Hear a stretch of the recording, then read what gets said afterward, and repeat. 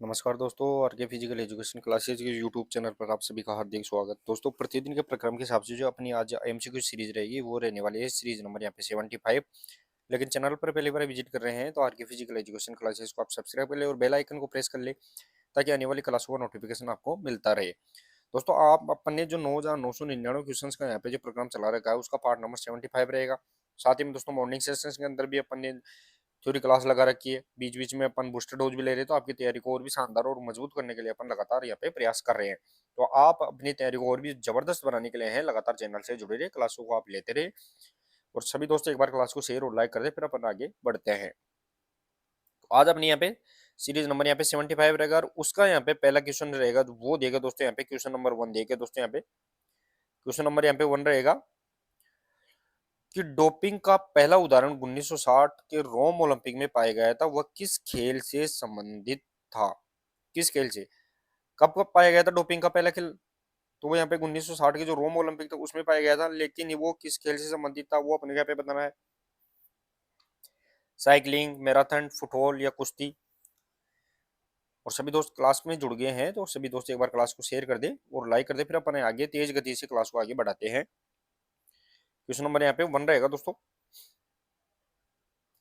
Question number 1 का option number A is correct answer cycling. दोस्तों यहाँ पे जो प्रथम जो डोपिंग का खिलाड़ी पाया गया था, टेस्ट पाया गया था, वो संबंधित यहाँ पे 1960 के रोम ओलंपिक में वो खेल कौन सा था? तो साइकिलिंग का यहाँ पे खिलाड़ी था।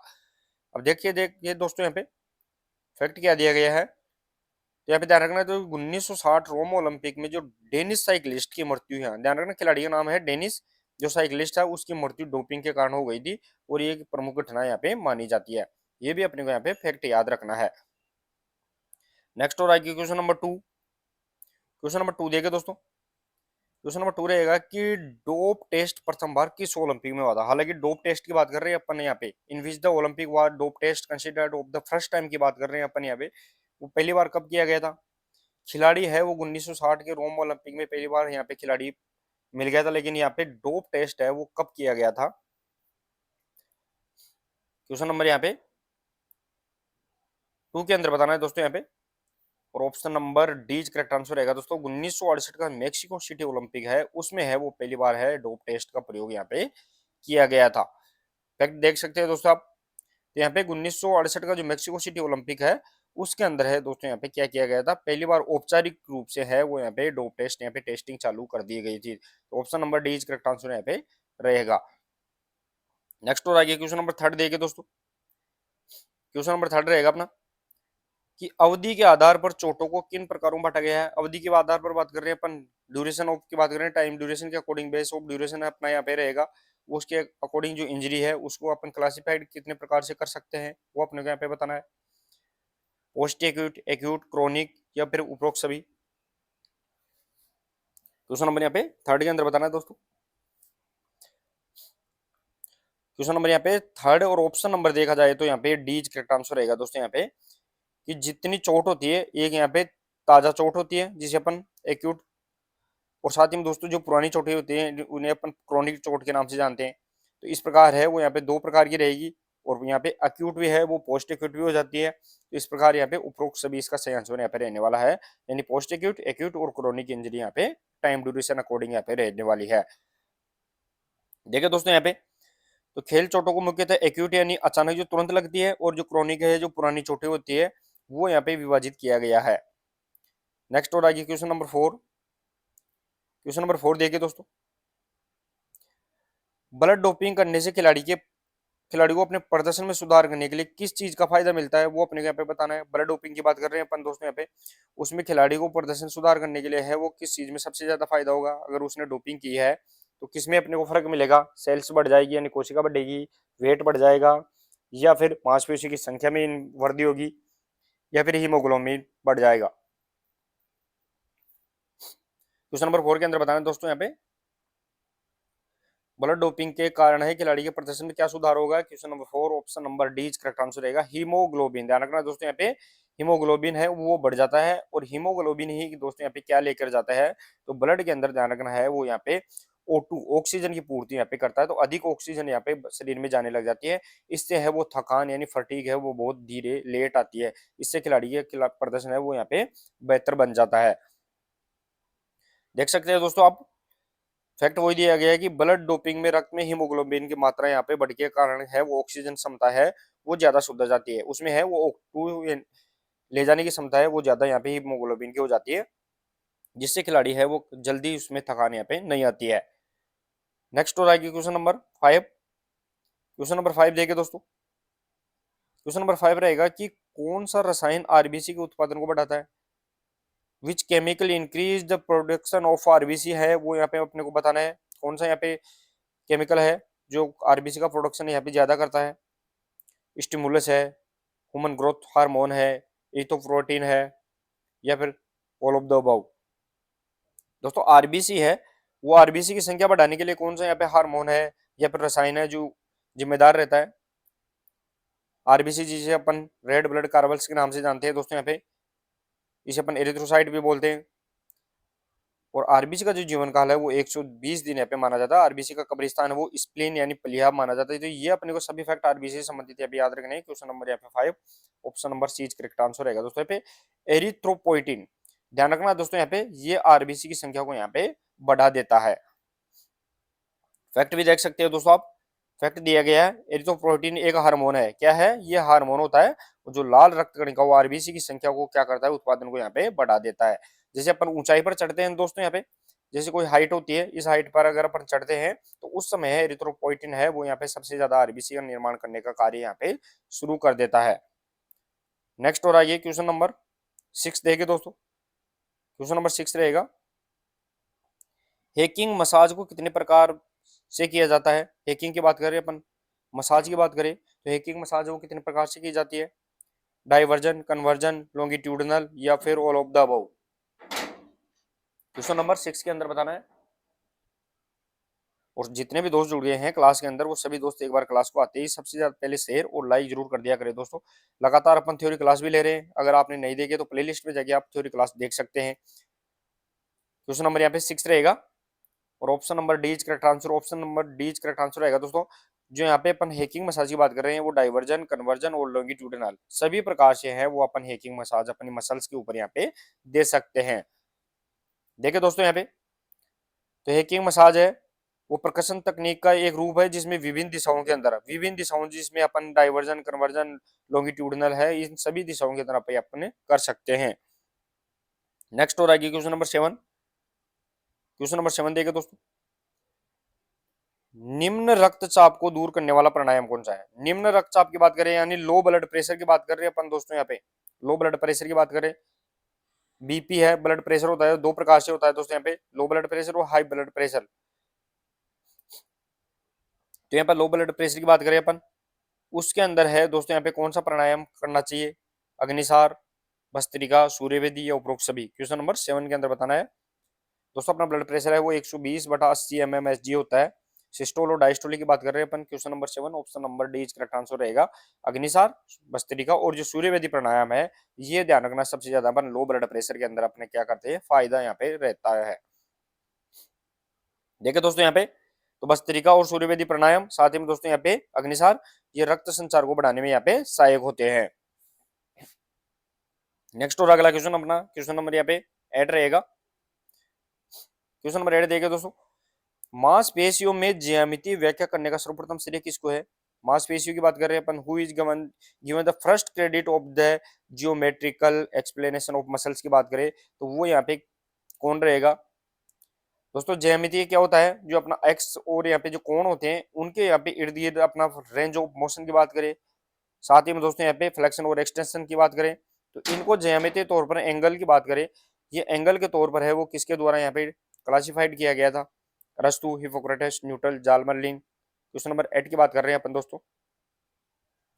Question number 8 option number A is correct answer. अरस्तु के द्वारा है वो यहाँ पे मांसपेशियों की बायोमैकेनिकल ज्यामिति अक्ष के बारे में यहाँ पे बताया गया था। देखिए दोस्तों यहाँ पे तो प्राचीन यूनानी विद्वानों की ने मांसपेशियों की संरचना और कार्य की ज्यामितीय समझ को विकसित करने का यहाँ पे योगदान सबसे ज्यादा है वो प्राचीन यूनानी वैज्ञानिक, जिसमें है अरस्तु का सबसे पहले यहाँ पे नाम लिया जाता है। नेक्स्ट और आगे क्वेश्चन नंबर 9।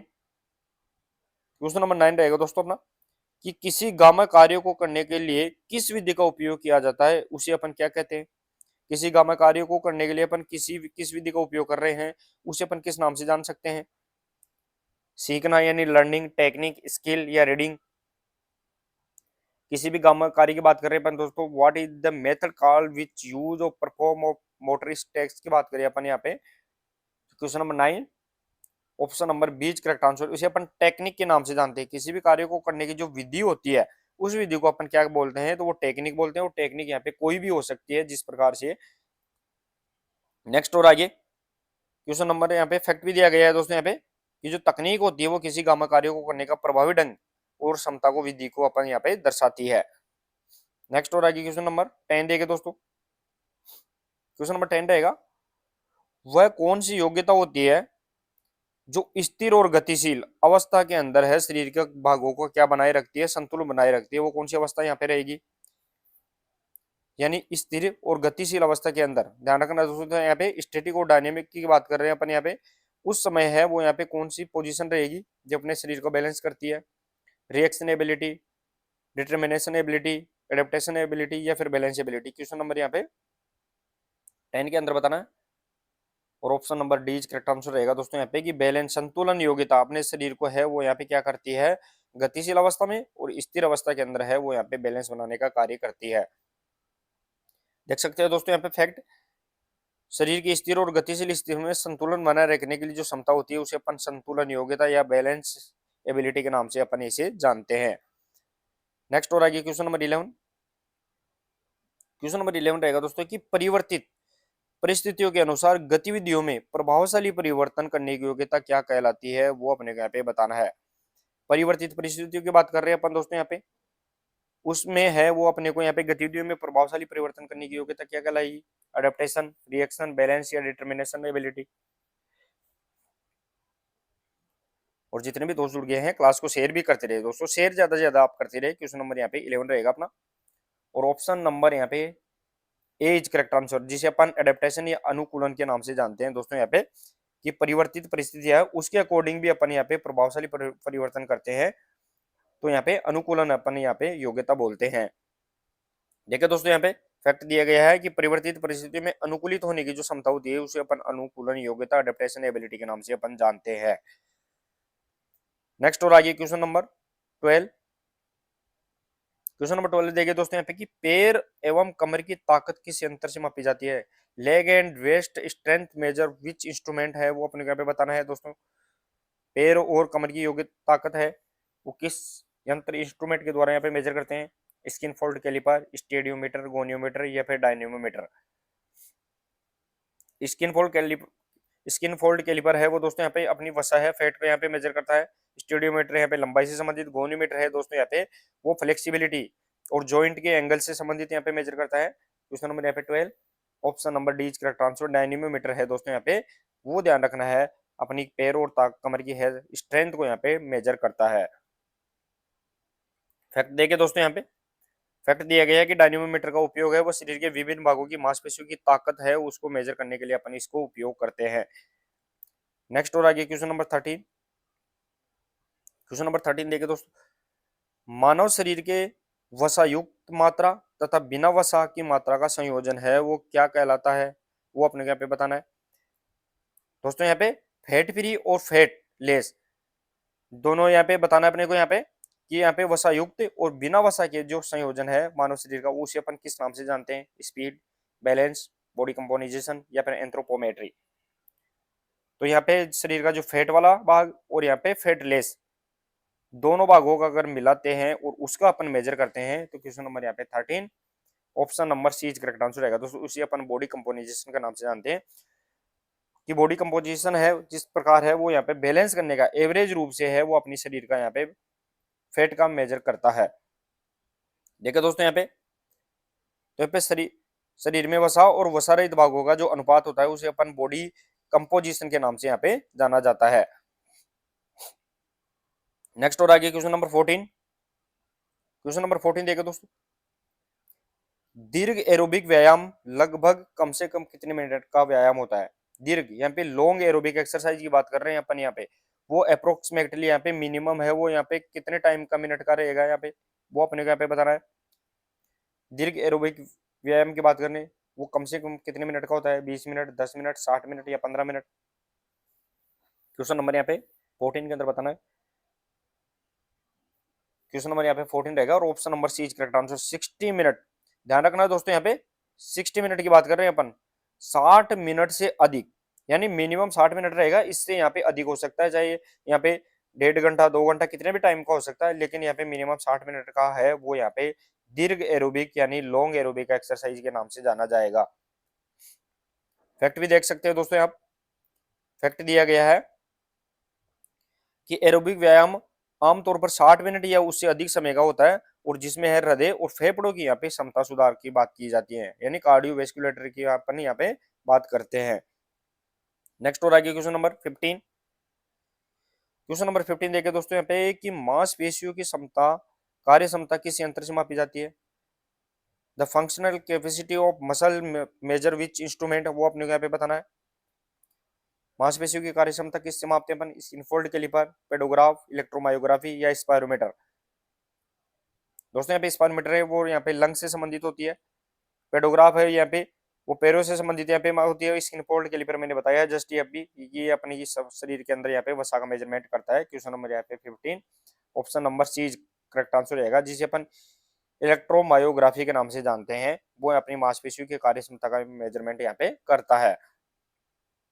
तो देखिए दोस्तों यहाँ पे फैक्ट दिया गया है कि इलेक्ट्रोमायोग्राफी जिसे अपन ईएमजी के नाम से जानते हैं, वो मांसपेशियों की विद्युतीय गतिविधि और कार्य क्षमता के मापन का उपयोग अपन यहाँ पे करते हैं। नेक्स्ट और आगे क्वेश्चन नंबर 16 देखिए दोस्तों। क्वेश्चन नंबर 16 रहेगा कि टोटले प्लस रेशियो टेस्ट से क्या मापा जाता है? टोटले प्लस रेशियो की बात कर रहे हैं अपन दोस्तों यहाँ पे, इसके द्वारा अपन किसका मेजर करते हैं? Flexibility, agility, cardio respiratory endurance या फिर स्ट्रेंथ। टेस्ट का नाम है दोस्तों यहाँ पे टोटली प्लस रेशियो टेस्ट की बात कर रहे हैं अपन यहाँ पे। क्वेश्चन नंबर यहाँ पे 16 के अंदर बताना है और option number C is correct answer cardio respiratory endurance है, उसका मेजरमेंट करने के लिए अपन यहाँ पे टोटली प्लस रेशियो टेस्ट का मेजरमेंट यहाँ पे करते हैं। फैक्ट भी वही दिया गया है दोस्तों यहाँ पे कि यह परीक्षण आमतौर पर कार्डियो रेस्पिरेटरी फिटनेस यानी संबंधित क्षमता मापने के लिए अपन इसका उपयोग यहाँ पे करते हैं। नेक्स्ट और आगे क्वेश्चन नंबर 17। क्वेश्चन नंबर 17 देखे दोस्तों यहाँ पे कि 12 मिनट रन या और वॉक टेस्ट किसने बनाया? वो अपने यहाँ पे बताना है। 12 minute run and walk test की बात कर रहे हैं अपन यहाँ पे, 12 minute run and walk test की बात करें तो किसके द्वारा यहाँ पे ये बनाया गया है? Kenneth H Cooper, Brent stoma या फिर लुसियन बोहा। क्वेश्चन नंबर और ध्यान रखना है दोस्तों, ये क्या करता है? ये भी ध्यान रखना कार्डियोवैस्कुलर सिस्टम का मेजरमेंट करता है। क्वेश्चन नंबर यहाँ पे 17 option number A correct answer Kenneth H Cooper के द्वारा है, वो यहाँ पे 12 minute run and walk test का मेजर यहाँ पे बनाया गया था। देखिए दोस्तों यहाँ पे तो 12 minute run and walk test है वो केनेथ एच कूपर के द्वारा यहाँ पे विकसित किया गया था। नेक्स्ट और आगे क्वेश्चन नंबर 18। क्वेश्चन नंबर 18 रहेगा दोस्तों यहाँ पे कि लंबर लोर्डोसिस को कहा जाता है, ये अपने को यहाँ पे बताना है। दोस्तों अपन जो रीढ़ की हड्डी होती है, ये अपनी रीढ़ की हड्डी है, इसमें अपन ने देखा था दोस्तों सर्वाइकल, थोरेसिक, लंबर, सैक्रल, कोइक्स, ये यहाँ पे वर्टिब्री पाई जाती है। तो यहाँ पे लंबर पोर्शन के अंदर जो कर्व आता है रीढ़ की हड्डी के अंदर, जिसे अपन लंबर लोर्डोसिस के नाम से जानते हैं, उसका अन्य नाम क्या हो सकता है? तो ये है दोस्तों यहाँ पे, इसमें पेट की तरफ ही इसमें क्या आ जाता है? उभार आ जाता है और पीठ में क्या बन जाता है? खोखलापन इसमें बन जाता है। तो यहाँ पे question number 18 option number D is correct answer, इसे अपन होलो बैग के नाम से भी जानते हैं। पीठ में है वो खालीपन आ जाता है और पेट है वो आगे की तरफ निकल के आ जाता है, जिसमें रीढ़ की हड्डी है आगे की तरफ यहाँ पे मुड़ जाती है। देखिए दोस्तों यहाँ पे फैक्ट क्या दिया गया है? तो फैक्ट दिया गया है कि लंबर लॉर्डोसिस को आमतौर पर होलो बैक या फिर इसे एक्सेक्सिव इनवर्ड कर्व या पे लोअर बैक भी इसे अपन कहा जाता है। ये फैक्ट भी अपने को यहाँ पे याद रखना है। नेक्स्ट और आगे क्वेश्चन नंबर 19। क्वेश्चन नंबर 19 रहेगा दोस्तों यहाँ पे कि मानव शरीर के आकार तथा अनुपात को मापने की विधि क्या कहलाती है? आकार और अनुपात की बात कर रहे हैं अपन दोस्तों यहाँ पे, उसको मापने की जो विधि है उसे अपन किस नाम से जानते हैं? क्वेश्चन नंबर यहाँ पे 19 के अंदर बताना है, इसे अपन anthropometry, skin fold calliper, geometry या फिर इलेक्ट्रोमीटर। क्वेश्चन नंबर यहाँ पे 19 option number A correct answer रहेगा दोस्तों यहाँ पे एंथ्रोपोमेट्री, आकार और यहाँ पे अनुपात की बात कर रहे हैं अपन यहाँ पे, शेप एंड प्रोपोर्शन की बात करें अपन, उसको मेजर करने के लिए है वो यहाँ पे किसके नाम से जाना जाएगा, तो एंथ्रोपोमेट्री का उपयोग अपन यहाँ पे करते हैं। फैक्ट देखिए दोस्तों, यहाँ पे एंथ्रोपोमेट्री शरीर के विभिन्न माप और अनुपातों का वैज्ञानिक मापन विधि यहाँ पे होती है। नेक्स्ट और आगे question number 20। Question number 20, back एवं लेग डायनेमोमीटर का उपयोग किसके मापन हेतु करते हैं अपन। बैक एंड लेग डायनेमोमीटर की बात करें अपन दोस्तों, यहाँ पे वो किसका मेजर करता है, फेफड़ों की ताकत यानी strength of lungs, strength of heart, back and leg strength या स्ट्रेंथ ऑफ हेड। इजीली समझ में आ जाएगा दोस्तों यहाँ पे क्वेश्चन नंबर 20 आपको कि बैक एंड लेग की बात करें तो वो किसका मेजर करता है। क्वेश्चन नंबर यहाँ पे 20, option number C correct answer रहेगा। पीठ एवं पैरों की ताकत, बैक एंड लेग स्ट्रेंथ को मेजर करने के लिए है वो अपन यहाँ पे बैक एंड लेग डायनेमोमीटर का उपयोग यहाँ पे करते हैं। देखिए दोस्तों, यहाँ पे फैक्ट दिया गया है कि बैक एंड लेग डायनेमोमीटर पीठ और पैरों की मांसपेशियों की ताकत यानी मसल स्ट्रेंथ है उसको मेजर करने के लिए उपयोग यहाँ पे किया जाता है। नेक्स्ट और आगे question number 21।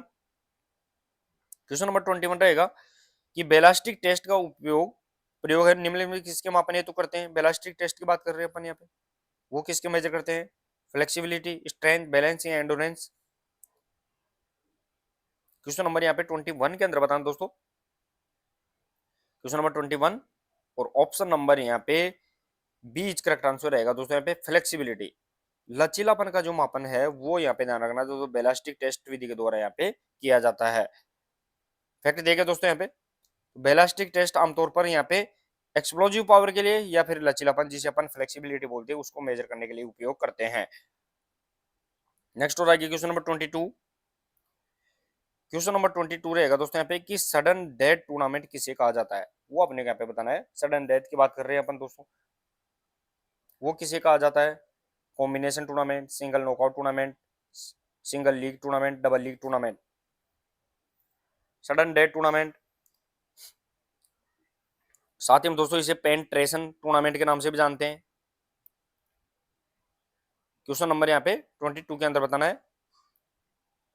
Question number 22 option number B correct answer single knockout. Double knockout की बात नहीं कर रहे हैं दोस्तों अपन, सिंगल नॉकआउट है उसे अपन sudden death tournament, penetration tournament और यहाँ पे ओलंपिक सिस्टम टूर्नामेंट, ध्यान रखना ओलंपिक सिस्टम टूर्नामेंट के नाम से भी जानते हैं। ये तीनों नाम ध्यान रखना दोस्तों यहाँ पे, sudden death tournament, penetration tournament और ओलंपिक सिस्टम टूर्नामेंट के नाम से है वो यहाँ पे सिंगल नॉकआउट टूर्नामेंट को जाना जाता है, जिसमें टीम एक बार हार जाती है तो यहाँ पे प्रतियोगिता से बाहर हो जाती है।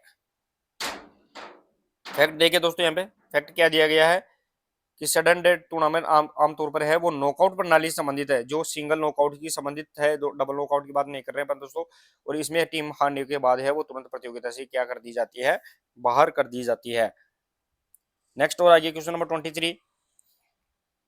क्वेश्चन नंबर 23 रहेगा दोस्तों यहाँ पे कि किंग टूर्नामेंट किस प्रकार के टूर्नामेंट के अंतर्गत आता है। दोस्तों यहाँ पे किंग टूर्नामेंट की बात कर रहे हैं अपन, वो किस टूर्नामेंट के अंतर्गत आएगा वो अपने को यहाँ पे बताना है।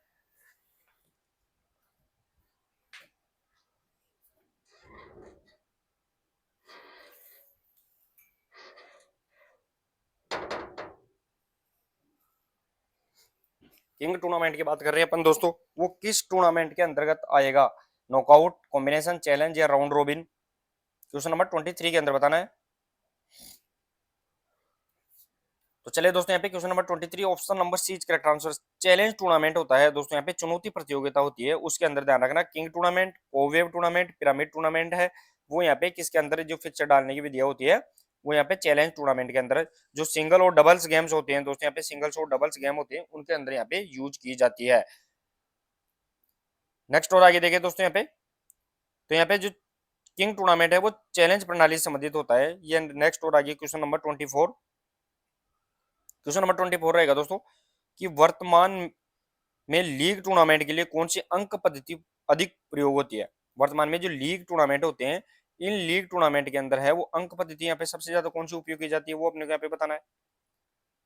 अमेरिकन पद्धति, ब्रिटिश, कनेडियन या इंडियन।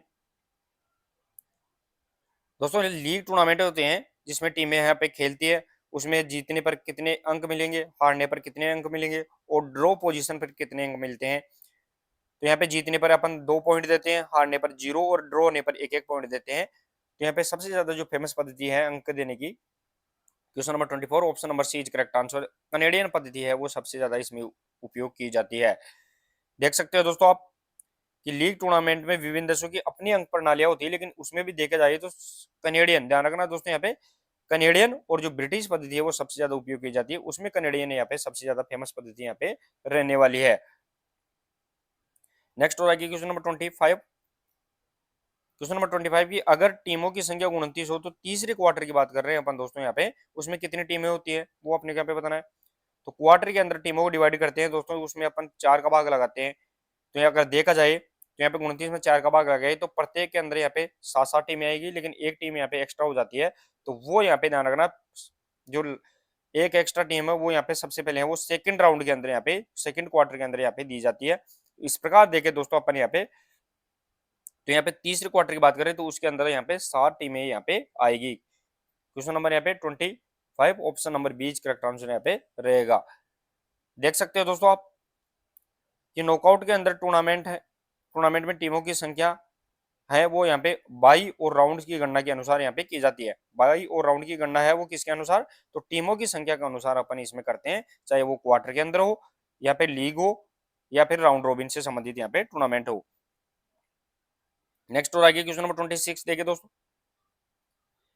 क्या 5 टीमों को, ध्यान रखना है दोस्तों यहाँ पे प्रश्न पूछा गया है कि क्या 5 टीमों को अपन सीडिंग दे सकते हैं क्या, वो अपने यहाँ पे बताना है।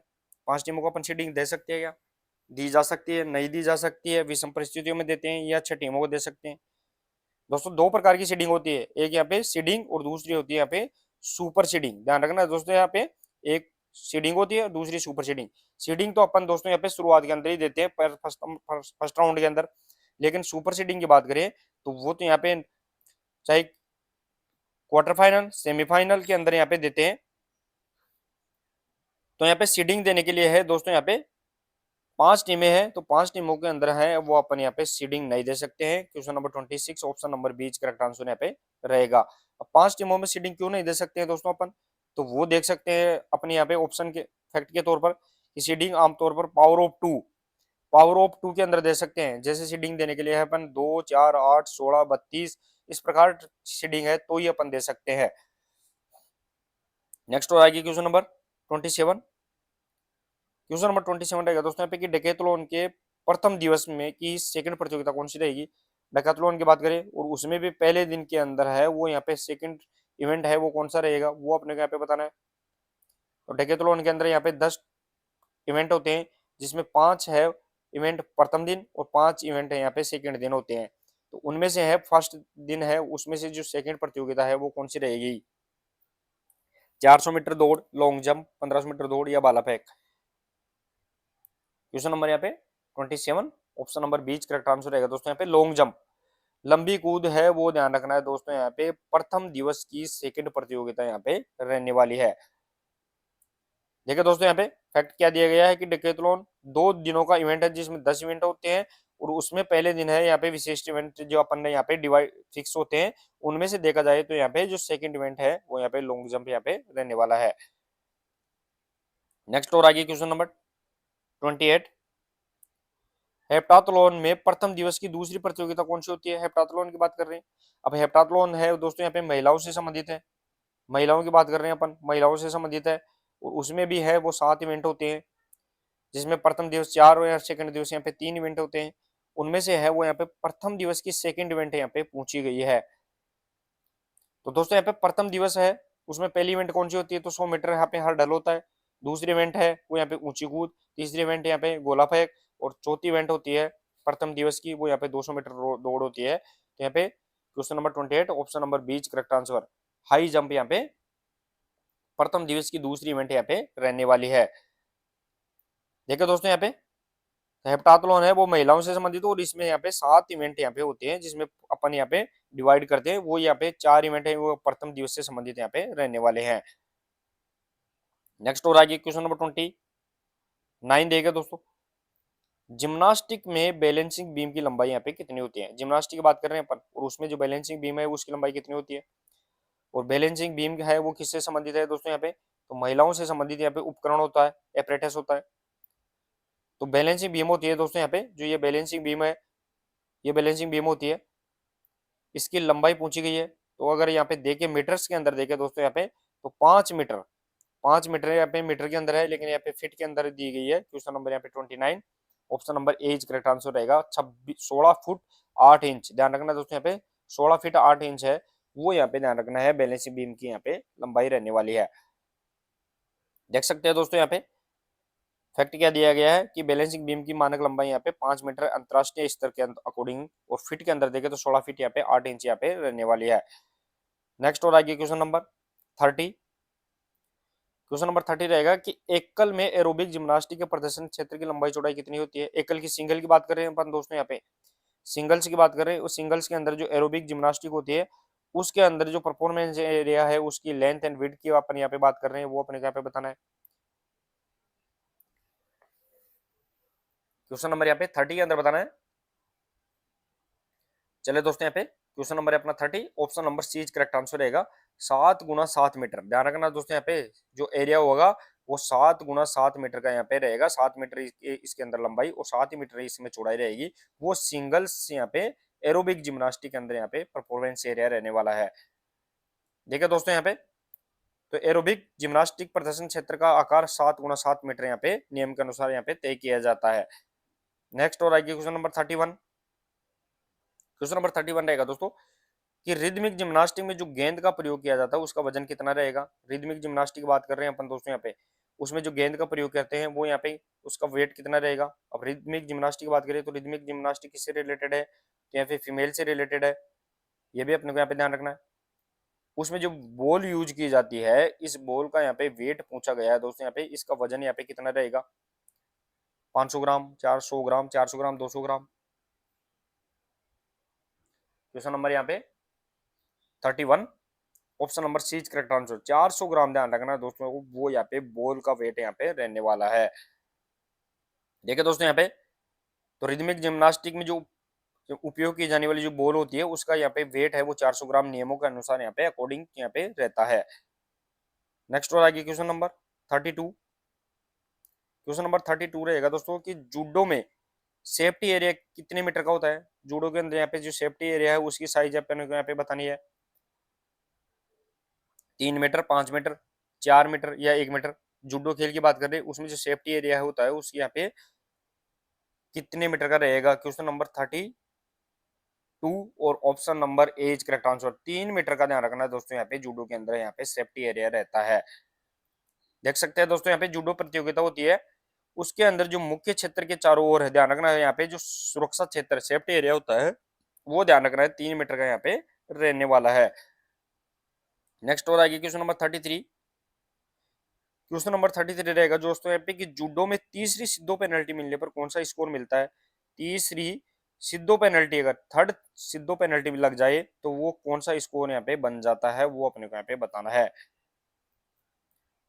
क्वेश्चन नंबर 33 के अंदर बताना है कि तीसरी अगर सिद्धो पेनल्टी मिल जाती है दोस्तों, यहाँ पे सिद्धो पेनल्टी है वो मिल जाती है तो उसे अपन किस स्कोर के नाम से जानेंगे। इपोन, यूको, वाजारी या फिर हंसु कुमाके। क्वेश्चन नंबर यहाँ पे 33 और option number D is correct answer. हंसु कुमाके के नाम से जानते हैं। और तीसरी अगर सिद्धो पेनल्टी मिल जाती है तो लगभग खिलाड़ी क्या हो जाता है दोस्तों, यहाँ पे हार जाता है। देखिए दोस्तों यहाँ पे फैक्ट क्या दिया गया है कि जूडो में सिद्धो के नियमों के अनुसार अगर तीसरी पेनल्टी पर खिलाड़ी को क्या मानना पड़ता है, हार का सामना यहाँ पे करना पड़ता है। नेक्स्ट और आगे क्वेश्चन नंबर 34। क्वेश्चन नंबर 34 रहेगा दोस्तों यहाँ पे कि किसने मिंटो नेट का नाम बदलकर है वो वॉलीबॉल रखा था, वो अपने यहाँ पे बताना है। वो इसका मतलब क्या हुआ दोस्तों यहाँ पे कि वॉलीबॉल का प्राचीन नाम क्या है, तो वो यहाँ पे मिंटो नेट था, लेकिन इसका नाम बदलकर वॉलीबॉल किसने किया है वो अपने यहाँ पे बताना है। वॉलीबॉल किसकी देन है, तो दोस्तों हमें जो अपनी YMCA है, इस YMCA की देन है भारत के अंदर वॉलीबॉल को शुरू करने की। विलियम जी मॉर्गन है, इसके द्वारा यहाँ पे वॉलीबॉल खेल का आविष्कार किया गया था, लेकिन है वो यहाँ पे इसका नाम मिंटो नेट से बदलकर वॉलीबॉल करने वाला कौन था। Question number 34 option number C is correct answer. Doctor A.T. होस्टस्टीड, ध्यान रखना दोस्तों यहाँ पे डॉक्टर A.T. होलस्टीड है वो, ध्यान रखना दोस्तों यहाँ पे मिंटो नेट का नाम बदलकर यहाँ पे वॉलीबॉल किया था। ऑप्शन देखे दोस्तों यहाँ पे फैक्ट क्या दिया गया है, वॉलीबॉल का आविष्कार विलियम जो मॉर्गन के द्वारा किया गया था, लेकिन इसको शुरू किया था उस समय इसका नाम क्या था, तो मिंटोनेट था यहाँ पे, लेकिन इसका नाम वापस बदलने का कार्य है वो A.T. होलस्टीड के द्वारा यहाँ पे किया गया था। नेक्स्ट और आगे क्वेश्चन नंबर 35। क्वेश्चन नंबर 35 रहेगा कि पाठ शब्द किस खेल से संबंधित है। दोस्तों यहाँ पे पाठ शब्द की बात कर रहे हैं अपन, पाठ वो किस खेल से संबंधित है वो अपने को यहाँ पे बताना है। स्नूकर, बिलियर्ड्स, जूडो या बॉक्सिंग। क्वेश्चन नंबर यहाँ पे 35 की बात कर रहे हैं। और शब्दावली की बात करें दोस्तों यहाँ पे, तो पाठ शब्द है question number 35, option number 20 correct answer. Billiard से संबंधित यहाँ पे रहने वाला है, ये अपने को यहाँ पे याद रखना है। देखिए दोस्तों यहाँ पे फैक्ट क्या दिया गया है, तो फैक्ट दिया गया है कि पाठ शब्द है वो बिलियर्ड जैसे टेबल गेम से यहाँ से संबंधित यहाँ पे रहने वाला है। तो चलिए दोस्तों, ये आज की प्रश्नोत्तरी में अपन ने 35 इंपोर्टेंट एमसीक्यू शामिल किए थे। तो क्लास कैसी लगी वो जरूर बताइए, और अगर क्लास अच्छी लगी है तो क्लास को शेयर और लाइक जरूर करें। मिलते हैं दोस्तों नेक्स्ट क्लास के साथ, तब तक के लिए धन्यवाद, थैंक यू सो मच।